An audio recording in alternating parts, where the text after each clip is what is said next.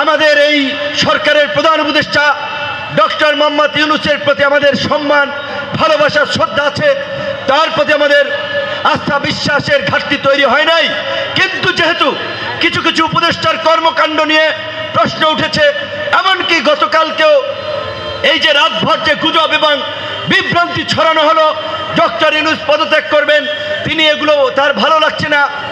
এইটা আমরা যতদূর জানি অল্প সময়ের মধ্যে জাতীয় নেতা হয়ে ধরাকে সরা জ্ঞান মনে করে আমাদের কিছু ছাত্র নেতৃবৃন্দ আইন শৃঙ্খলা পরিস্থিতির তোয়াক্কা না করে গায়ের জোরে থানা থেকে লোক সারিয়ে আনতে যায়, অমুক বাসা ঘেরাও করতে যায়, এই করে সেই করে সচিব হটাও, ডিসি হটাও, এসপি হটাও, এই ধরনের যে একটা নৈরাজ্যকর পরিস্থিতি তৈরি করেছে।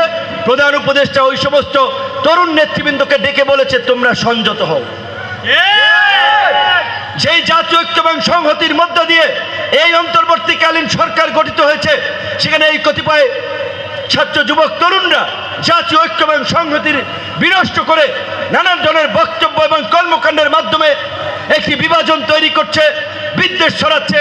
জামাত রাজাকার, অমুকে বাংলা স্যার, অমুক দল, এই করে এই সমস্ত একটা বিভ্রান্তিকর পরিস্থিতি তৈরি করেছে, যার ফলে রাজনীতির মাঠ কিছুটা উত্তপ্ত হয়েছে। বিশেষ করে ঢাকা মহানগর দক্ষিণের মেয়র আদালত ঘোষণা করেছে ইশরাক হোসেনকে, সেটি যখন এই এনসিপির নেতা ছাত্র উপদেষ্টা আসিফ যখন ইশরাককে বসতে দেবে না, এখন বিএনপি একটা বড় দল, তাদের যদি আদালত রায় দেয়, সরকারের একজন উপদেষ্টা যদি সেটার বিরুদ্ধে যায়, সেটা তো বিএনপি মেনে নেবে না।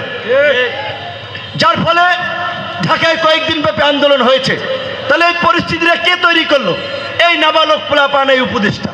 তো এই কারণে আমরা বলেছি পরিষ্কারভাবেই অভিজ্ঞ ম্যাচিউর ব্যক্তি, দূরদর্শী ব্যক্তিদের নিয়ে এই উপদেষ্টা পরিষদ পুনর্গঠন করেন এবং আপনারা সাধারণ মানুষ হন, রাজনৈতিক নেতা হন, দেশের ভালো মন্দের দায়িত্ব প্রত্যেকটি নাগরিকের। এই জুলাইয়ে শেখ হাসিনাকে উৎখাত করার শক্তি কারো বাপের ছিল না, কোনো ছাত্র নেতা, কোনো দলের ছিল না, যদি এই দেশের আম জনতা রাজপথে না নেমে আসতো। কিন্তু এখন যদি কথা বলি তাহলে কি দোষ হইবে? এই 2-3 দিন আগে গুলিবিদ্ধ আহত কয়েকজনকে থাইল্যান্ড পাঠানো হয়েছে। তার জীবনটা শেষ করে এই 9 মাস পরে তাকে চিকিৎসার জন্য পাঠানো হয়েছে। তাকে কেন 9 মাস পরে চিকিৎসার জন্য পাঠানো হলো? কেন তাকে প্রথম 1 মাসেই পাঠানো হলো না? কয়টা ছেলে আহত ছিল? যদি 100 ছেলের পেছনে 1 কোটি করে টাকা খরচ যেত, 100 কোটি টাকা। আরে ভাই, এই রাষ্ট্রের হাসিনার আমলে ওই বসুন্ধরা হাজার হাজার কোটি টাকা লুটপাট করে পাচার করেছে। ওই সালমানে রহমান একাই 36,000 কোটি টাকা পাচার করেছে। ওই পিকে হালদার একাই 10,000 কোটি টাকা পাচার করেছে। আর আজকে যাদের রক্তের বিনিময়ে জুলাই, যাদের রক্তের বিনিময়ে আজকে আমরা এই নির্বিঘ্নে সভা সমাবেশ করতে পারছি, আজকে যদি হাসিনার পতন না হতো, এই সভা সমাবেশ আমরা এইভাবে করতে পারতাম? ছাত্রলীগ, যুবলীগ, পান্ডা লীগ, ঝান্ডা লীগ এসে ঝামেলা করতো, পুলিশকে দিয়ে বলতো অনুমতি নাই, গ্রেপ্তার করে গাড়িতে তুলতো। এই কৃতজ্ঞতা তো এই মানুষের প্রতি আমাদের স্বীকার করতে হবে।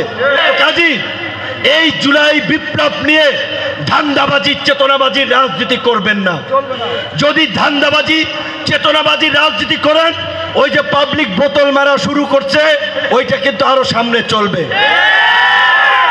আমরা ডক্টর মোহাম্মদ ইউনূসকে বলবো, আপনি যদি কোনো সমস্যা বোধ করেন, আপনি যদি রাষ্ট্র পরিচালনায় কোনো চ্যালেঞ্জ বোধ করেন, সমস্ত রাজনৈতিক দলের শীর্ষ নেতৃবৃন্দকে আপনি ডাকেন, তাদের সাথে খোলামেলা আলোচনা করেন। আজকে আমরা সমস্ত রাজনৈতিক দল যদি এই সরকারকে সাপোর্ট না করি, সরকার টিকতে পারবে না। তো আমরা তো সবাই রেডি, আমরা সবাই রেডি আপনাকে সহযোগিতা করার জন্য। আল্লাহর রাস্তে এই সমস্ত নাবালক পোলাপানের পাল্লায় পইরা আপনি জনগণ এবং রাজনৈতিক দল থেকে দূরে সরে যাবেন।